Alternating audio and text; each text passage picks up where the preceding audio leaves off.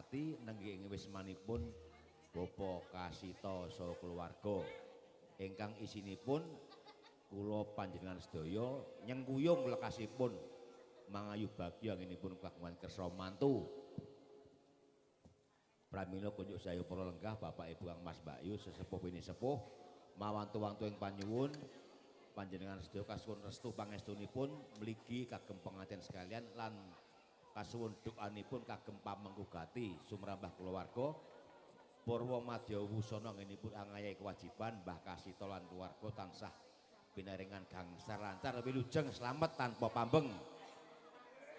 Sakataing sengkala sakataing pancabaya sakataing bebaya saged sirna mboten sarus siku setunggal punapa lancar mantenipun nggih langgeng. Amin. Para kadang seniman seniwati saking kiblat papat sami kempal manunggal wonten ing pepanggungan. Kadang seniman wayang kulit, seniman campursari menawi kula seniwan lho. Seniwan edan lho, Pak. Ora. Edan karo budaya. Nah, menika ing siang hari punika gadah perlu menapa Mbah Kasita? Hajatipun Mbah Kasita mantu. Oh, mantu. Man kudu metu ya, Mbak. Ya mesti nek kuwi. Mantu kuwi MANTU. Durung mesti napa? Werdine MANTU M. M kuwi mahargya. Anak N nindakake T to bar N mantu kok tumataning laku utawa tumataning lakuning urip. Ngoten nggih. Werdine ngoten nggih. Iya. Mula awake dhewe para kadang seniman disuwun panyengkuyunge dipun suwun doanipun murih sang pengantin anggenipun lelumban bebrayan jinangkung ing Gusti Maha Murah langgeng anggenipun bebrayan Mbah Kasita ndang diparingi tambah putu meneh. Amin. Ya. Amin. Asem.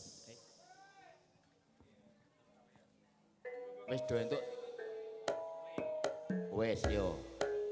Nyuwun palilah nyuwun ijin nyuwun pangestu kagem para sepuh bini sepuh Bapak Ibu kula sak kanca ngregengaken swasana wonten ing pardhiyanipun Mbah Kasita.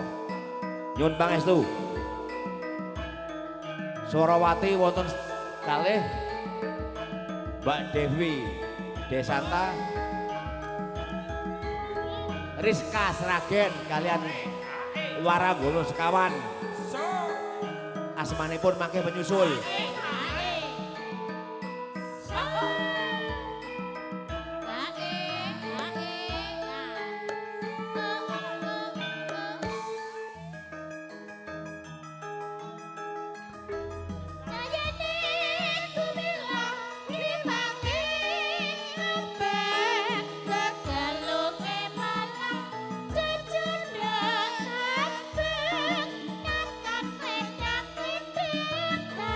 So